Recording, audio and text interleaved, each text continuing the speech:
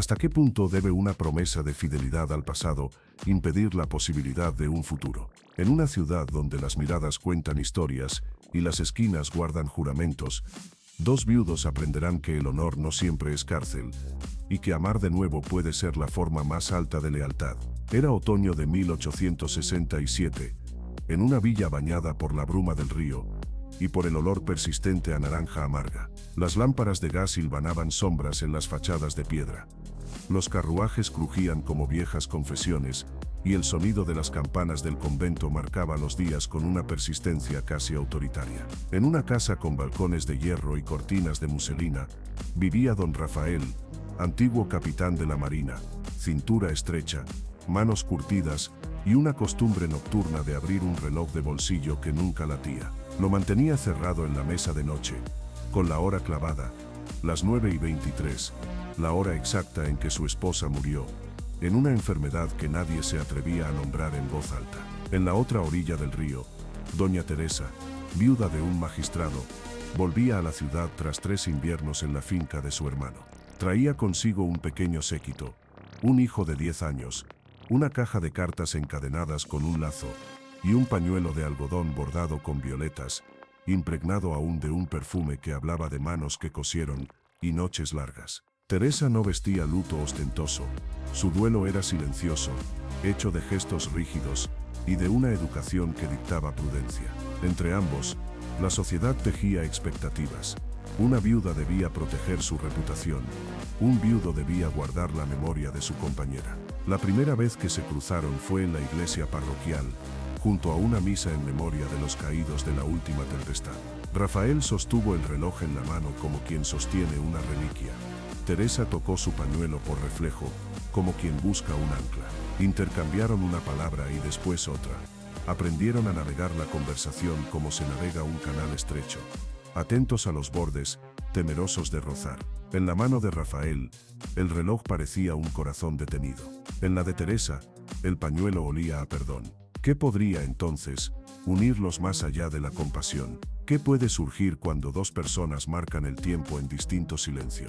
Poco a poco, la proximidad fue un puente construido con gestos pequeños, Rafael ofreciendo desmontar el candado del molino que amenazaba al hijo de Teresa. Teresa leyendo en voz alta cartas antiguas que hablaban de navíos y de juicios. Pero los susurros no tardaron en llegar. El pasado de ella y el pasado de él estaban, sin saberlo, entrelazados por una vieja causa judicial. El marido de Teresa había sido quien firmó la orden que dejó a un grupo de marineros sin trabajo, entre ellos, un primo de Rafael, y la ciudad aún recordaba esa injusticia. El primer secreto fue una carta que Rafael no se atrevía a mostrar, una misiva de la difunta esposa, en la que aquel pedía perdón por algo que había hecho en nombre del deber. Cuando Teresa vio la letra de otro tiempo, palideció. Era posible que el hombre ante ella fuera cómplice, o víctima, de la misma cadena que había quebrado la vida de su familia. La tensión ascendía. Rafael guardó silencio porque la verdad tenía filo. Teresa reculó porque la lealtad a la memoria de su marido le exigía prudencia. Entre ambos se tejía la contradicción, el deseo de compasión frente al temor a traicionar la memoria.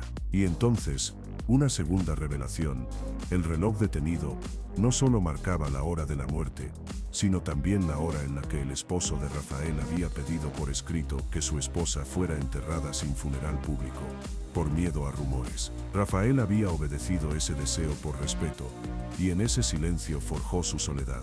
Teresa, al leer aquella carta, entendió que el hombre que tenía enfrente no era un verdugo sino un custodio de secretos. Microgancho. ¿Qué sucede cuando descubres que el hombre que creías indiferente fue en realidad prisionero de la misma lealtad que te obligó a callar?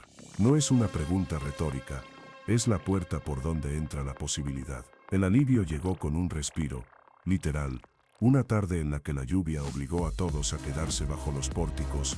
Rafael tocó el reloj, lo abrió y por primera vez en años, lo dejó sobre la mesa.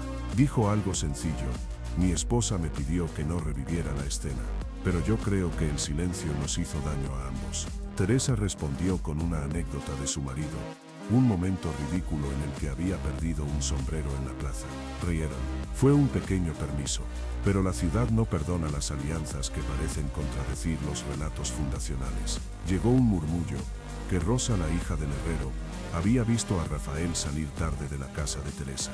Las especulaciones se amontonaron como hojas secas. Otra carta apareció, una nota anónima, que amenazaba con llevar el asunto al estrado, con insistir en la antigua causa. ¿Quién quería reabrir heridas? El hijo de Teresa fue insultado en la escuela. La reputación de Rafael fue cuestionada en la taberna.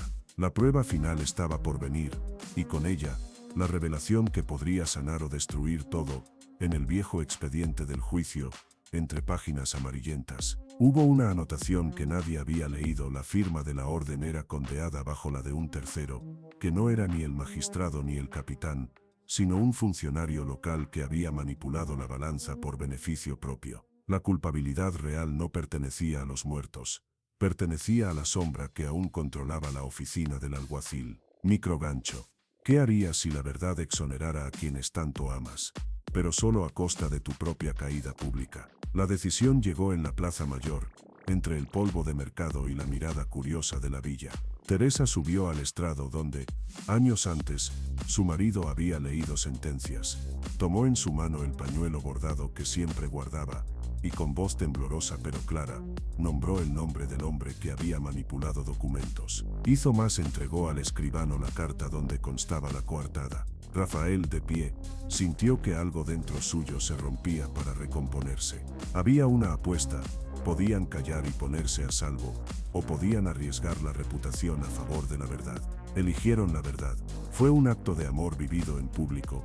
Teresa arriesgaba la memoria de su marido, Rafael arriesgaba la quietud que su luto le había dado. La votación en el pueblo fue lenta. Hubo miradas de condena, hubo lágrimas de alivio. La campana del convento dobló aquella noche con un ritmo diferente. Y entonces ocurrió lo que nadie esperaba. El reloj de Rafael, florecido por primera vez en años de temores, fue prestado, no por obligación sino por confianza. Lo colocó en la mano del hijo de Teresa y dijo: que aprenda que el tiempo no solo guarda la pérdida, sino la posibilidad de empezar. El niño apretó la tapa. El reloj, tras un movimiento ligero, empezó a latir. El sonido fue una afirmación. Microgancho. ¿Y si la segunda vida no deshonra a la primera sino que la convierte en su razón?